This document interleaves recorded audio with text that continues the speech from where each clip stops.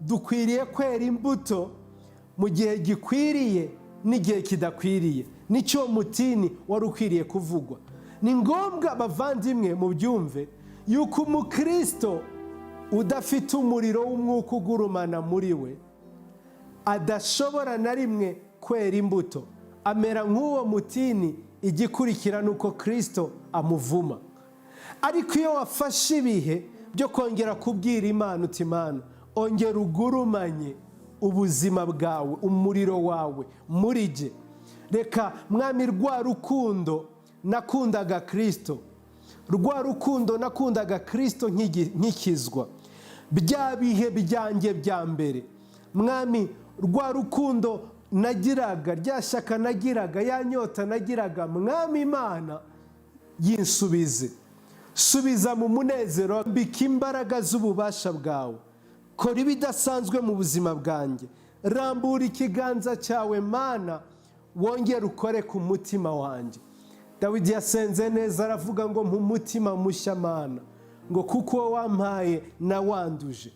Shalom bavandimwe, turabakiriye nanone muri uyu mwanya mwiza tugiye kuganiramo ijambo ry'Imana.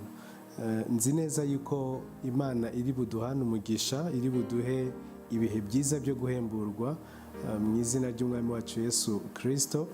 Munyemerere dutangire dusenga. Data, mu izina rya Yesu Kristo, tugushize hejuru kuko uri mwiza kandi isi yose yuzuye icyubahiro cyawe. Ndagusabye mwami nguze ube hagati muri twe ubwo tugiye kuganira ijambo ryawe. Mwuka wera, ndagusaba ngo wubahishe Kristo muri jye, mu byo mvuga, mu byo nkora. Uyobora ururimi rwanjye, mvuge mvugishijwe nawe, kandi ubwoko bwawe ibitekerezo byose ubifate mpiri ubihe Kristo. Uyu mwanya ndafata mpiri gukora kose kw'imbaraga z'umwijima ndakuboha, kandi ndafata mpiri ibitekerezo byose ndabigomorera Kristo.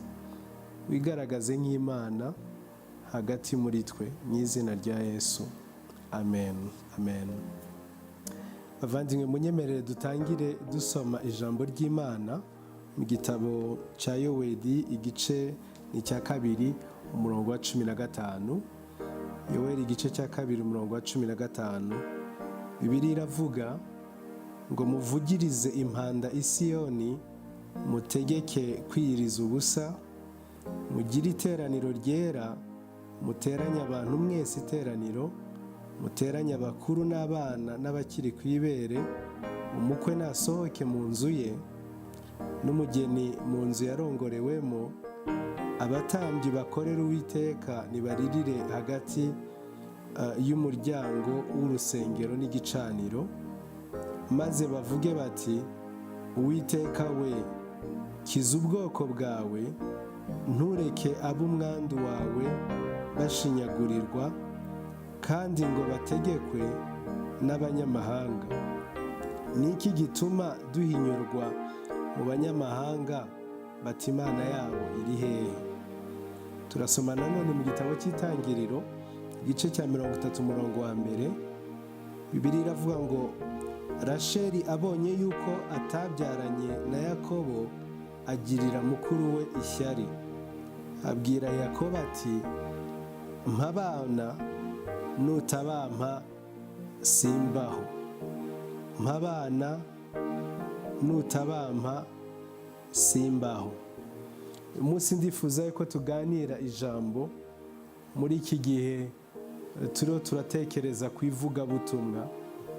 Ndashaka ko tuganira ijambo rivuga ngo mpububyutse, nutabampa simbaho.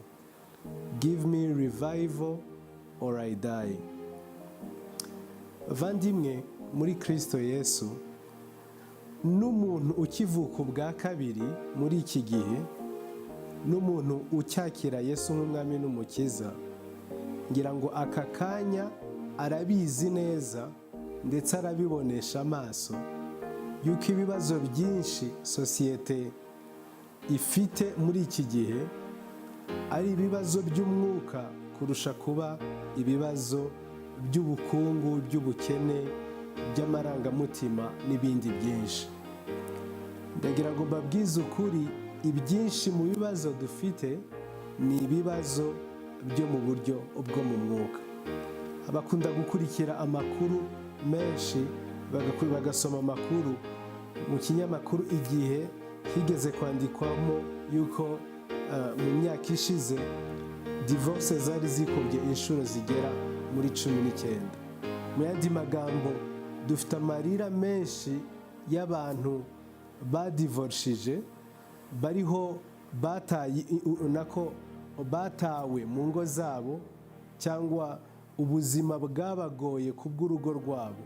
Dufite amarira benshi y'abana, dufite amarira benshi y'abadivorce muri generation yacu. Ariko iyo ubyitegereje ukabijya imuzi, byinshi ni ibibazo by'umwuka kurusha ibibazo bindi byose sosiyete yabirimo. Ntabwo ari uko bapfa amafaranga, ahubwo harimo ikibazo ahanini cy'umwuka.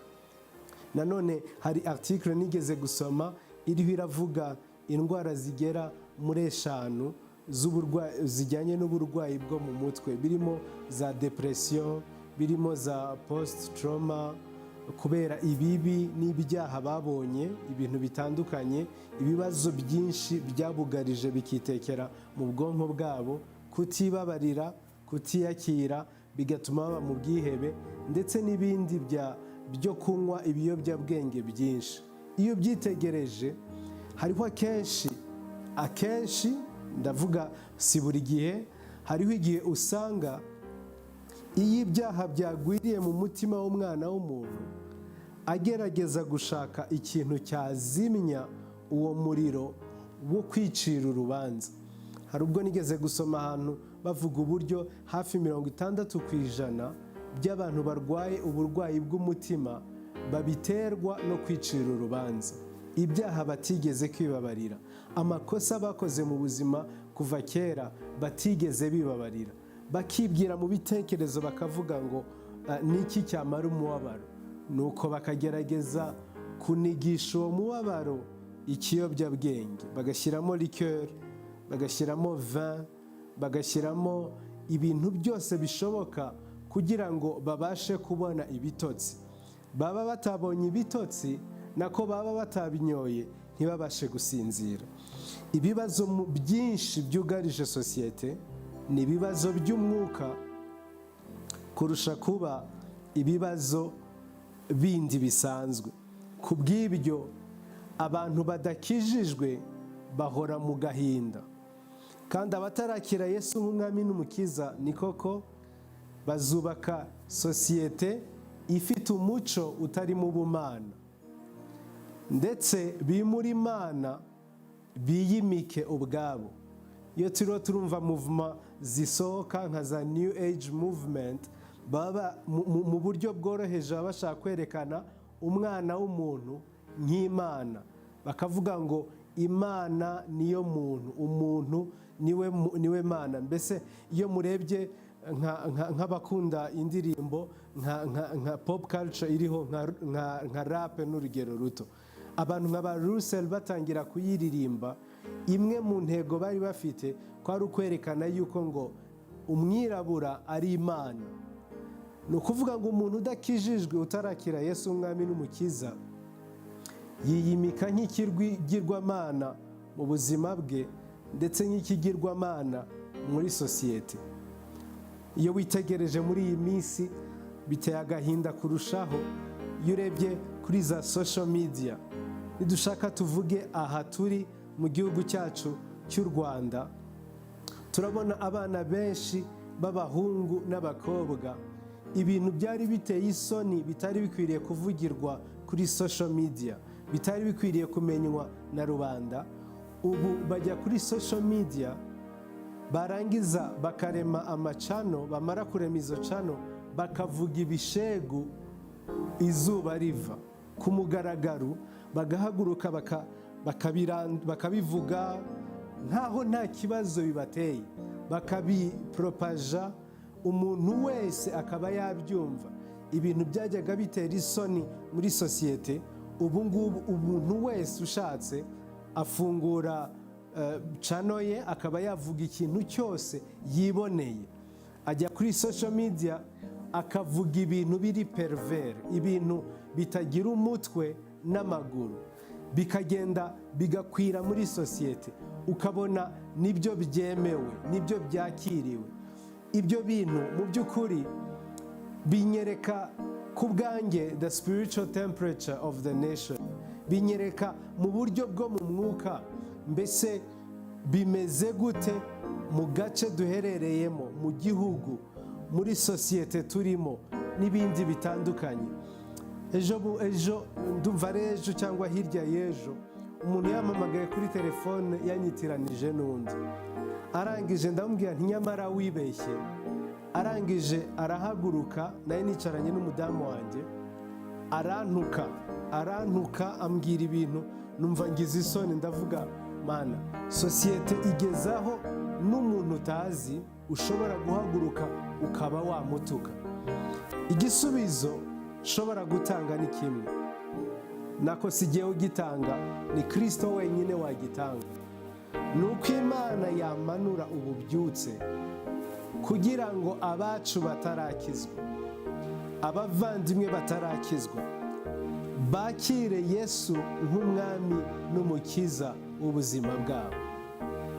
Iyi torero bimaze kurinanira kuba umucyo w'isi muri societe, umucyo w'iyo si uhita uhinduka umucyo utari mu bumana. Iyo muri societe ari umucyo wa Satani ugwira muri iyo aho hantu.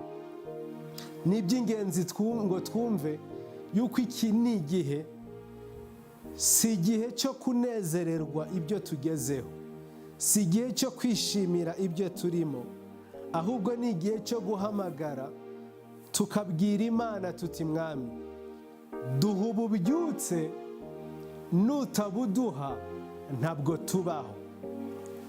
Aya magambo nakuye mu gitabo cy'Itangiriro igice cya 30 umurongo wa mbere.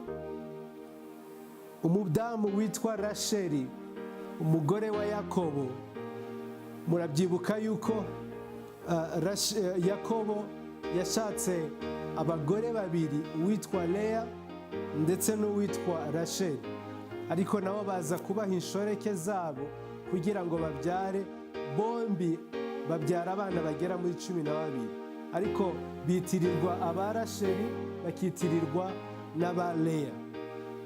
Umunsi umwe Rasheli ngo ndiho ndibaza ukuntu yabivuganye agahinda, ndiho ndibaza ukuntu wenda yarafashe nk'umugabo we nko mu mashati ari wararira avuza induru, ngo kubera ko yaragiriye ishyari mukuru we witwaga Leya amufata mu mashati, abwira Yakobo ngo mpabana nutabampa simbaho. Mu Cyongereza bivuga neza, baravuga ngo give me children or I die, impabana cyangwa mpfe. Ntabwo aravuze ngo simbaho wumva byoroheje, aravuga ngo mpabana cyangwa mpfe. Ngo Yakobo ngo arababara, aravuga ngo mbese jyewe ndi Imana yakuzibye inda? Ese jyewe ushobora kuvuga ngo ndi Imana? Ese ni jye wakuzibye inda? Bavandimwe muri Kristo Yesu, igihe kirageze aho itorero ry'Imana, wowe nanjye, turekeraho amasengesho yandi yose, tugatangira gusenga isengesho rimeze nk'ibi: mpabana cyangwa jyewe mpfe. Icyamira ijambo rigacengera mu mutima wawe, ukavuga uti nk'umuryango wanjye utarakizwa, nutabampa ntabwo mbaho. Aya magambo ntabwo ari amagambo arimo gushyenga, aya magambo ntabwo ari amagambo anejeje kuyavuga, aya magambo ni amagambo y'umwiyahuzi. Uyu mugore yarageze aho avuga ngo aho kugira ngo mbeho ntafite abana, niteguye jyewe gupfa. Sinzi niba hari itorero, sinzi niba hari abarokore bafite umutima nk'uyu nguyu wo kuvuga ngo nutaduha ububyutse mwami ntabwo tubaho, ntabwo mbizi. Ndasenga Imana ngo iduhe uwo mutima, kandi iduhe uwo mutima nk'uwari muri Rasheli ubwo yari ariho arasaba. Uyu mugore iyo tumureba mu by'ukuri yari akunzwe n'umugabo we.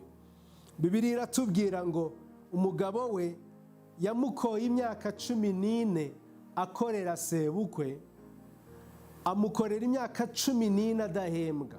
Tekereza umushahara waba uhembwa wose cyangwa uwo wigeze guhembwa uba ari ukwezi kwa mbere, amezi 2, amezi 3, amezi 12 y'umwaka, ukube n'imyaka 14 ukorera umugore umwe. Ubundi ubwo sebukwe yari yaramukoreye amakosa akaba ataramuhaye Rasheli akamuha Leya, iyo ashaka yashoboraga no kumushingira undi muntu. Mu yandi magambo, sebukwe Labani ntabwo yari umwizerwa, nta cyizere yari afite ko n'uwo mugore ari bumuhabwe, ntacyo yari afite. Ariko aravuga ngo aho kubaho ntafite Rasheli yiyaranja gukora imyaka 14 kugira ngo abone cyangwa azamukwe. Mu by'ukuri Yakobo yakundaga Rasheli cyane, yari afite, sinari numva urukundo rumeze gutyo. Bavandimwe, hagira umuntu wama inkuru nziza y'urukundo imeze nk'iyo, wenda yo gutegereza umukunzi wawe imyaka igera muri 14. Bimeze nka ya ndirimbo ya wa mugore ngo wategereje umugabo we ngo yaratabaye ku rugamba, noneho ngo akamutegereza amajoro menshi, imyaka 14 amutegereje. Uyu mugabo Yakobo yakundaga umugore we. Nanone kandi Bibiliya itwereka uburyo yajyaga amugurira amabiju, akamugurira, akavuga ibya zahabu, ibya diyama n'ibindi binyuranye. Nta kintu yari yaramuburanye. Niba hari umugore wari ukunzwe n'uyu mugore. Habe n'igihe Leya yari yarahaye Yakobo abana ndetse benshi, ntabwo Yakobo yishimiraga kuguma mu rugo rwa Leya. Bibiliya yerekana uburyo yakundaga kuba akenshi ari kwa Rasheli. Niho yarari, niho umutima we wari uri. Uyu mugore yari inkundwakazi, yarakundwaga, ntabwo yari ameze nka Leya nk'uko Bibiliya itubwira umuntu ashatse yakwita ngo igishubaziko. Ntabwo yari ameze nka Leya, ntiyarakunzwe. Leya ntiyarakunzwe, ariko Rasheli ukunzwe yari afite inda itabyara. Noneho yicwa n'agahinda kubera ko icyubahiro cy'umugore, umunezero w'umugore uwo ari we wese aho ava akagera ni ukubyara umwana. Niba hari umuntu uzi utarabyara umwana w'umudamu w'umugore, ndakwinginze ujye umusengera mu mbaraga zishoboka. Kubera iki? Nta mubyeyi n'umwe utifuza kubyara. Umubyeyi yishimira kubonesha amaso ye akana ke, uwo yibyariye, urukiryi rugwe, uwavuye mu nda ye, uwabyinnye mu nda ye, uwo nguwo bakabana bagatindana, uwo nguwo niwe yishimira. Maze Rasheli avuza induru aravuga ngo mpabana, nutabampa ndapfa, sindi bubeho, mpabana. Itorero ry'Imana ndetse n'abera bose, wowe nkurikiye muvandimwe, turasangira ijambo ry'Imana. Ndagusabye kubw'imbaraga z'Umwuka Wera, kubw'ubuntu bw'Imana, ntiwishimire aho uri ubu nyine. Ndiyo ndakubwira, ntabwo iki ari igihe cyo kwishimira amadiplome dufite, si igihe cyo kwishimira amazu twahawe. Iki si igihe cyo kunezezwa n'imodoka dufite. Ibi si ibihe byo kwishimira inzu nziza y'urusengero rwiza twaba dufite. Ntabwo ari igihe cyo kwishimira ibintu bidasanzwe bigaragara umuntu yabonesha amaso, ni igihe cyo kuririra ubwoko bwacu, abo muri generasiyo yacu, abana bacu bariho baratwarwa n'ubuyobe bw'iyi si, batwarwa n'umwijima urushaho gutwikira isi, uzanywe na social media, uzanywe n'umuco utari uw'ubumana uriho urakomeza gucengera, kugwira, kwinjira muri sosiyete, uzanywe n'ibiriho biremerwa bijyanye n'ubutinganyi, n'ibiriho biremerwa bijyanye n'ibyaha by'uburyo byose biriho birarushaho guhabwa intebe. Ni igihe cyo guhamagara Imana, ntitunezezwe n'uko turi, ntitube comfortable mu ntebe zacu, ntitube comfortable mu nzu zacu, ngo twicare tuvuge ngo dutegereje wenda umwami igihe azazira. Isengesho rizana ububyutse si isengesho ry'iminota 5 cyangwa 2, ni isengesho ritaka, rihamagara, ryambaza Imana, ryinginga riti mpububyutse mwami, cyangwa nutabuma simbaho. Haleluya. Bavandimwe, nk'uko umubyeyi atwita amezi 9 ndetse mu minsi ya nyuma agatangira kumva ibise, uburibwe bukaba mu buzima bwe kugira ngo abyare, n'abana mu buryo bwo mu mwuka, itorero kugira ngo rigire ububyutse, sosiyete kugira ngo igire ububyutse, byanga byakunda bisaba amezi, ibyumweru, imyaka, rimwe na rimwe imyaka, bavandimwe, kugira ngo abantu basabe, binginge, basabe ububyutse, bahamagara Imana kubw'ububyutse. Bisaba igihe cyo kwinginga kugira ngo abana mu mwuka bavuke, kugira ngo abarimbuka bahungire kuri Kristo. Ntabwo bisaba kubwiriza ubutumwa bwiza gusa. Dufite ababwiriza butumwa benshi, ariko abarira si benshi dufite.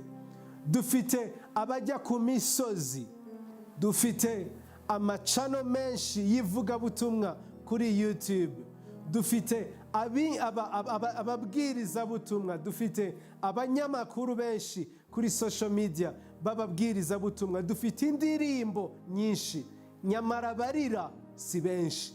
Ububyutse ntibuva mu kubwiriza ubutumwa gusa, ububyutse buva mu gusenga no kuvuga ubutumwa. Imbaraga zizana urimbuka ziva mu bihe byo gusenga, mu bihe by'uburibwe, mu bihe byo kuramukwa. Nk'uko umwana, umuntu amuramukwa, umubyeyi amuramukwa, akavuza induru, agataka, akaboroga, agahamagara, akavuga ngo tabara, akavuza induru kubw'umubabaro. Uwo nguwo, bavandimwe muri Kristo Yesu, ni nako umuntu aribwa n'ububyutse kugira ngo buze.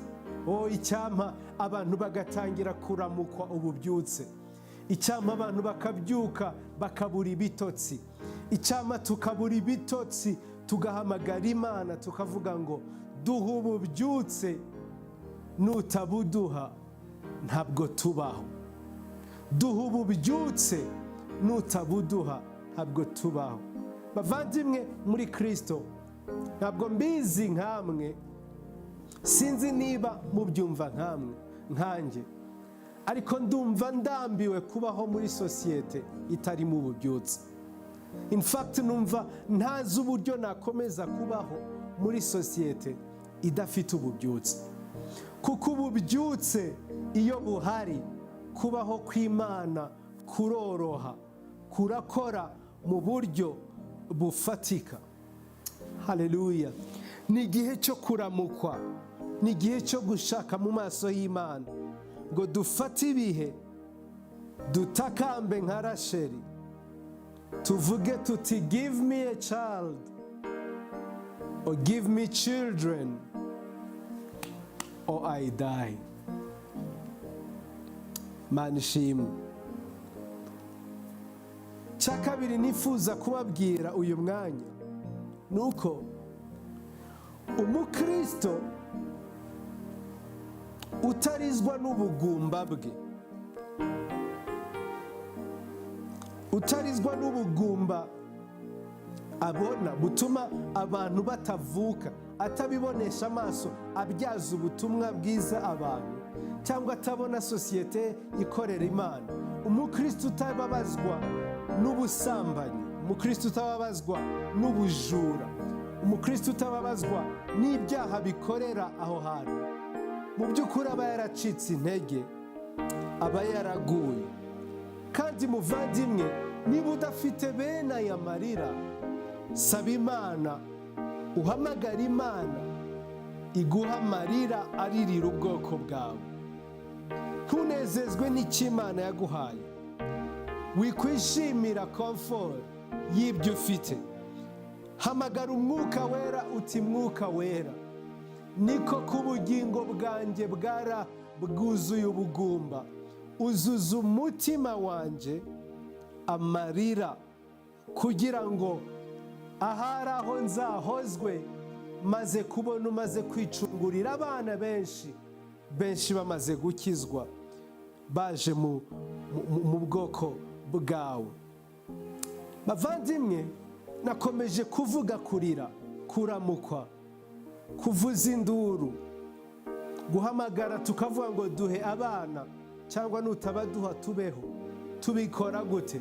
Mu gihe cyo gusenga, mu gihe cyo guhamagara Imana, mu gihe cyo gushaka mu maso h'Imana.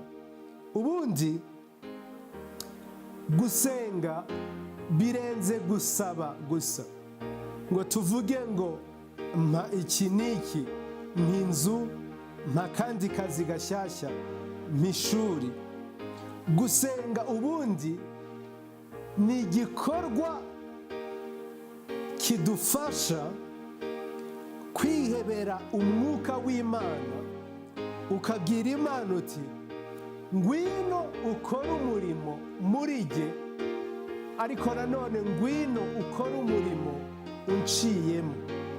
Mwami nkoresha kandi ukore umurimo muri jye. Gusenga tumenyereye ni ukuvuga ngo Mana mpa kino na kino, ariko hari ukundi gusenga kuvuga ngo Mwami ngwino unkoremo umurimo, nurangiza unkoreshe. Nkoramo umurimo kandi unkoreshe. Benshi mu b'Imana yakoresheje mu bihe by'ububyutse, dore icyo basengeraga: nkoramo umurimo kandi unkoreshe. Mwami nkoramo umurimo kandi unkoreshe. Ni uwuhe murimo, nshuti yanjye, Imana ikwiriye kugukoramo? Reka nze nkubwire uwo murimo. Ubundi umurokore, iyo mu mutima we hakonje hameze nka barafu, ntabwo ashobora kuzana cyangwa ntabwo ashobora kwera imbuto mu bwami. Umurokore wakonje mu mutima, utagifite urukundo rwa Kristo rugurumanira muri we, ntabwo ajya abyara umusaruro mu bihe byo gukoreshwa n'Imana.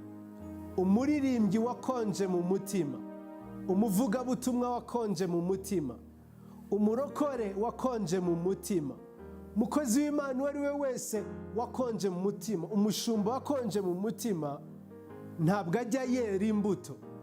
Yesu Kristo umunsi umwe ngo yari mu nzira ariho aragenda, ngo arangije ngo abona umutini. Mu by'ukuri uwo mutini wari ufite amababi utoshye, ngo yegereye ngo agiye gusoroma imbuto, abura imbuto. Mu by'ukuri Kristo ntabwo yari abizi yuko cyari igihe aho imitini itera imbuto, yari abizi ko cyari igihe, ariko ageze yabuze ngo avuma uwo mutini. Bukeye bwaho bahaciye basanga warumye.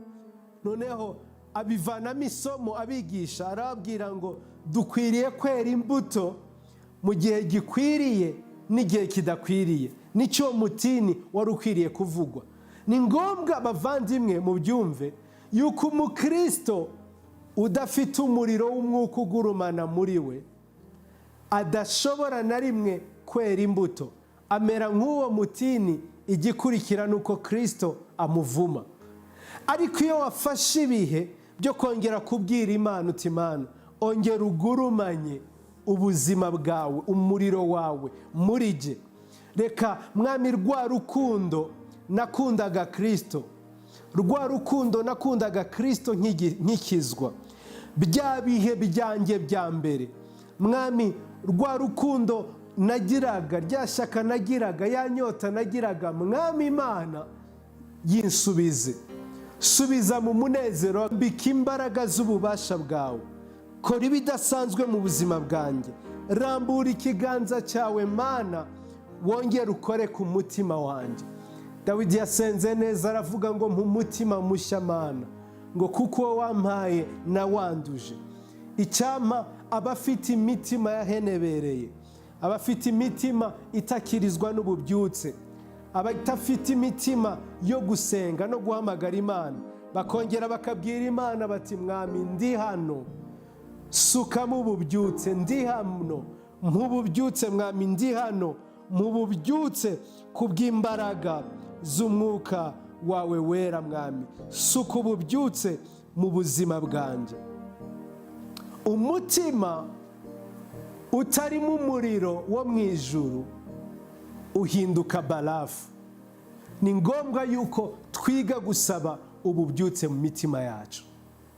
Ahari aho kimwe mu bitumye turushaho kuba ingumba, dutinda mu bugumba, nuko Imana itaha umuntu abana adafite umutima wo kubashaka.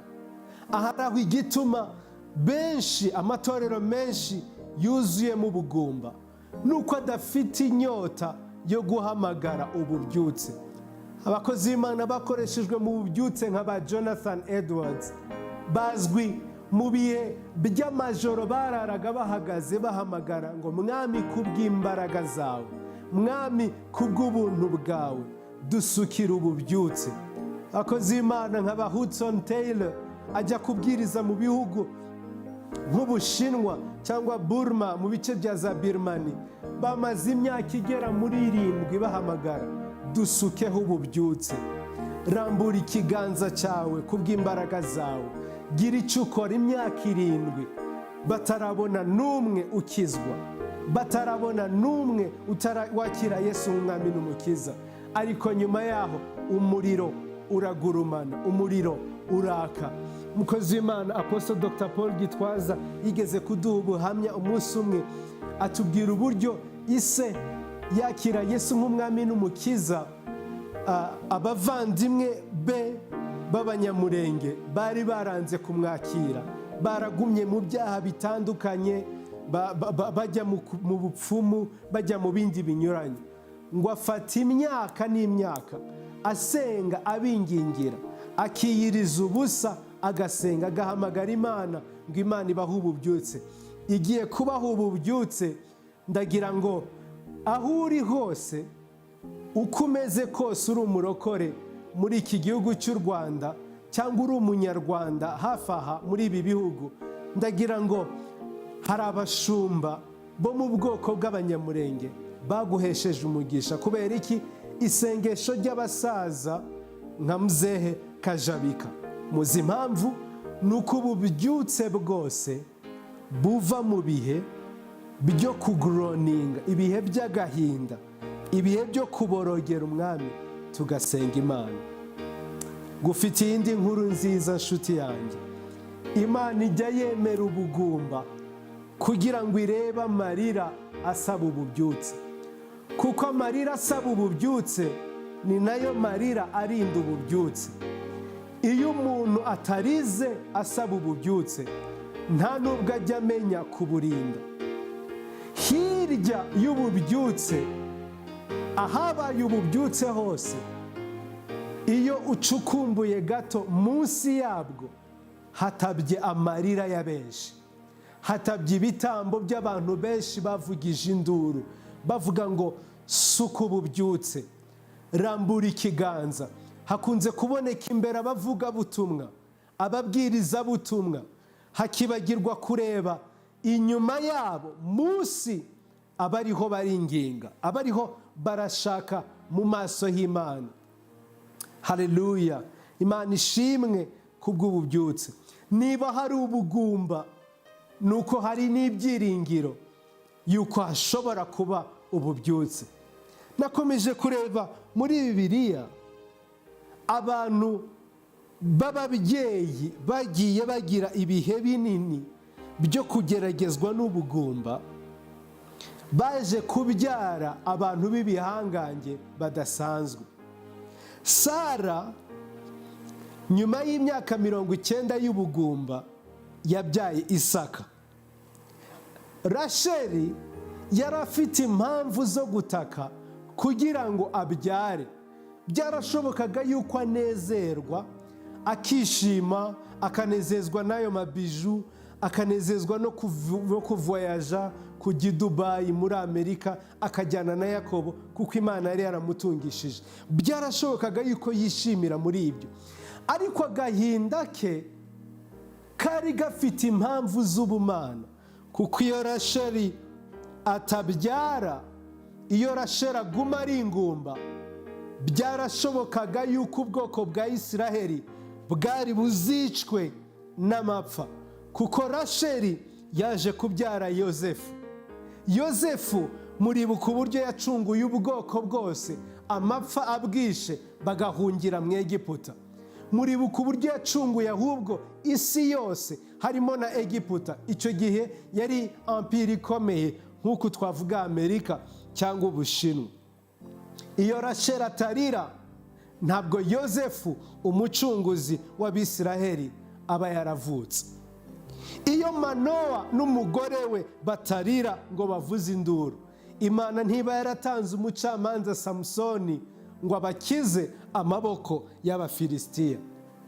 Iyo Hana atarira, ntabwo Imana iba yaratanze Samweli kugira ngo mu gihe cye ijwi ryari ryarabaye ingume ryongere kumvikana, ububyutse buze ahinduka umuhanuzi uhanura ubwoko bw'Abisiraheli ngo bugaruke mu nzira zayo. Iyo Rusi atagira ibihe byo kurira, iyo Rusi atagira ibihe by'umubabaro w'ubupfakazi, iyo Rusi atemera gukurikira nyirabukwe, ntabwo aba yarabyaye Obedi, Obedi ngo abyare Yesayi, Yesayi ngo abyare Dawidi, Dawidi mu rukiryiwe hazavemo Kristo Yesu. Aba yaragumye ari umumowabu. Mu yandi magambo, aka gahinda ndiho ndakubwira gafite n'izindi nyungu nyinshi. Ubugumba ntabwo bujya, ubugumba sibwo final, ubugumba sibwo final, sibwo final statement, ubugumba sibwo burangiza. Ijambo rya nyuma ntiriri ku bugumba, ahubwo hirya y'ubugumba hahirwa barira, kuko bazahozwa ubwo Imana izabasukira ibihe byiza byo guhemburwa. Ndamya ntashidikanya yuko Sara yarangije ubuzima bwe ari umugore unezerewe, yuko Rasheli yarangije ubuzima bwe anezerewe, yuko Manowa n'umugore we nabo bari bishimye. Rusi nuko, Hana nuko, kuko amarira yabo yavuyemo ishimwe muri Isiraheli. Oh haleluya! Iri sengesho rivuga ngo give me children or I die, ntabwo ari isengesho ryasenzwe n'umuntu umwe. Hari umugabo umwe witwa John Knox wo mu gihugu cya Scotland cyangwa Ecosse mu Gifaransa, kozi w'Imana wazanye ububyutse, wakoreshejwe ibidasanzwe, azwiho ibintu byinshi bijyanye no kuzana impinduka mu itorero rya Presbyterienne muri Scotland. Azwiho ibintu byinshi byiza byo guhindura igihugu cyose literally ku mugaragaro. Azwiho ibintu binyuranye, ariko hari ikintu azwiho kurushaho. ni isengesho yasenze aravuga ngo give me Scotland or I die. Mwami mpa Ekose cyangwa mfe. Mwami mpa Ekose cyangwa mfe. Yarahinduye iri sengesho rya Rasheli cyangwa uko Rasheli yabivuze, aravuga ngo mpa Scotland cyangwa mfe mwami. Uyu mugabo yari umugabo udasanzwe mu buryo bwose. Umwamikazi wo mu gihe cye yarwanyaga itorero kugira ngo ryaguke. Umwamikazi witwa Mary, bamwise Bloody Mary kubera ko yishe abakristo benshi cyane, yishe abakristo benshi mu buryo bwose. Noneho ubwo uyu mugabo yatangiraga kubwiriza ubutumwa bwiza n'inshuti ze, arabica ariko kubwo gusenga k'uyu mugabo no guhamagarira igihugu cyose gusenga, kubwo guhamagara Imana kubw'uyu mugabo uzwiho gusenga kurusha ibindi,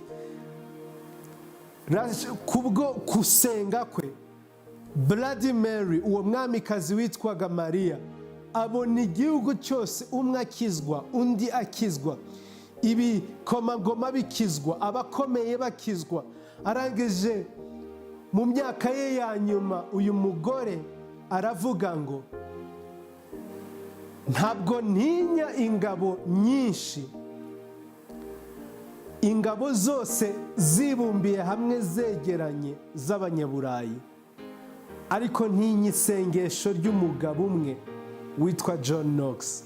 Nuko yari amaze kubona ibyo isengesho rikora. Bavandimwe, isengesho rigera aho jyewe nawe tutagera. Isengesho ribasha koroshya imitima y'abanyabyaha, koroshya imitima y'abantu batandukanye mu gihugu kurusha iby'ivugabutumwa mpuzamahanga ryakora, kurusha abavugabutumwa igihumbi nka Reinhard Bonke, kuko gusenga kugira umumaro udasanzwe. Niyo mpamvu intumwa Bibiliya itubwira ngo zatoranije abadiyakoni, ziravuga ngo dusubiye ku murimo w'agaciro, gusenga no kubwiriza ubutumwa. Muri iyi minsi dufite ababwirizabutumwa benshi bize teoloji, basa neza, baberewe no kujya imbere, b'intyoza ariko badasenga. Dufite abavugabutumwa benshi ariko abarira ni bakeya. Dufite ababwirizabutumwa benshi ariko abaramukwa ntabwo ari benshi. Dufite abashumba benshi ariko abapfukama ntabwo ari benshi.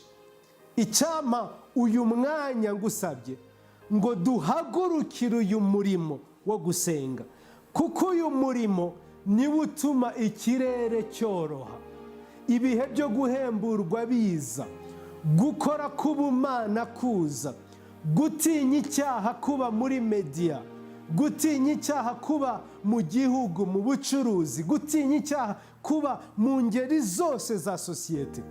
Ntabwo ari ivugabutumwa ryonyine ribikora, ahubwo ni ugusenga guherekejwe n'ivugabutumwa.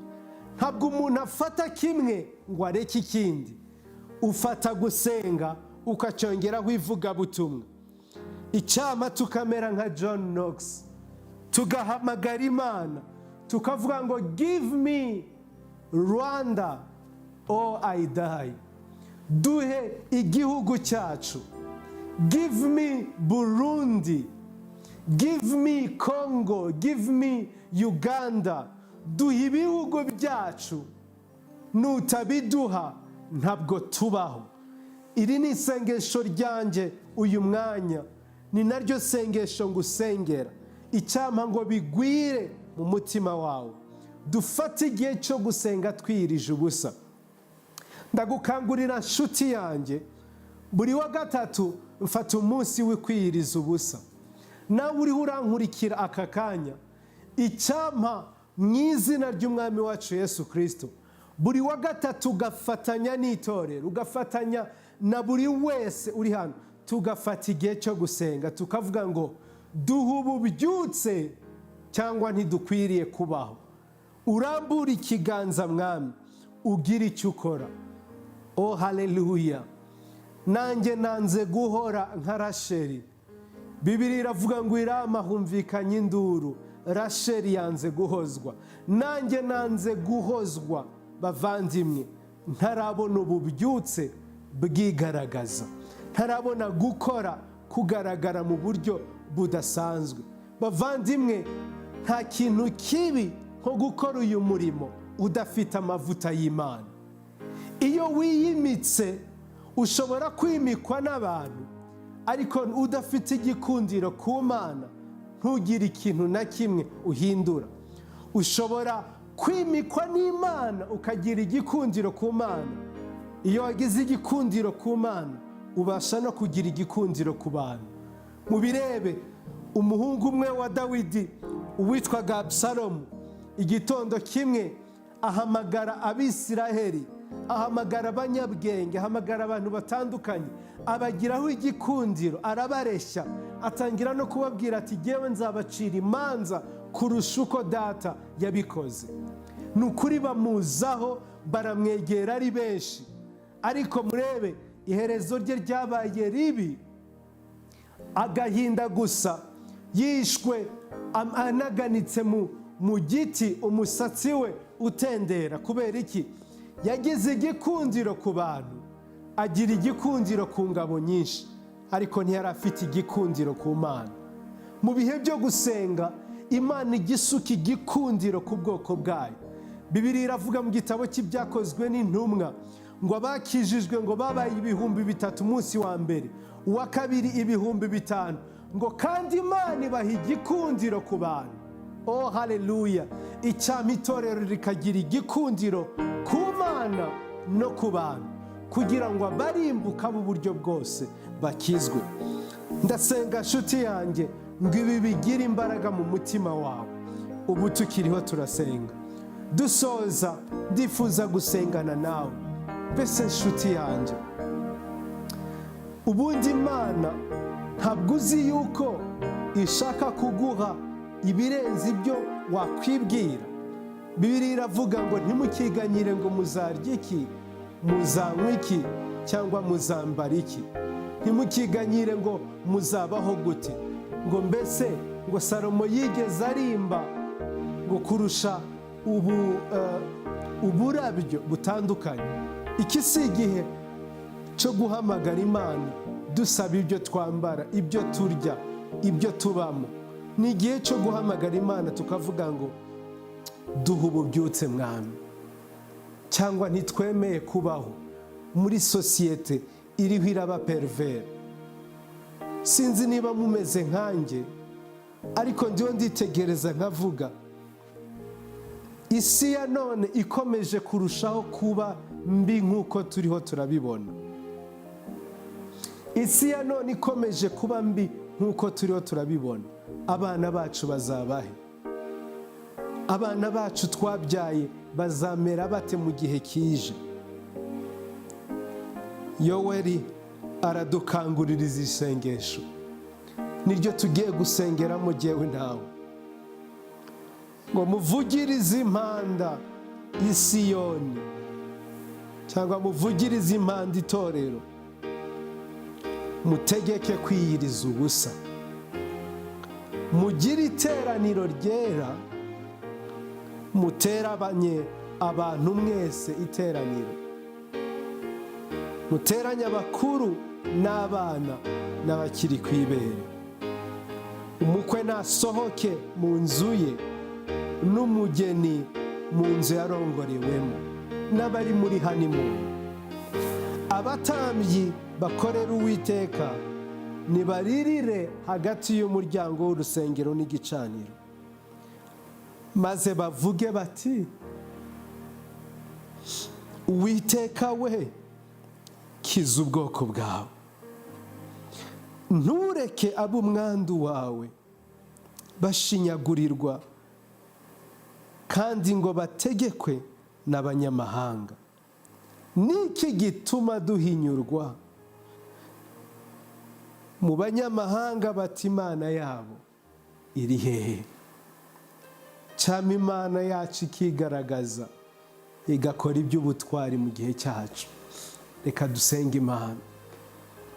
Data mu izina ry'umwami wacu Yesu Kristo, turaguhamagaye, turagusenze kubw'imbaraga zawe.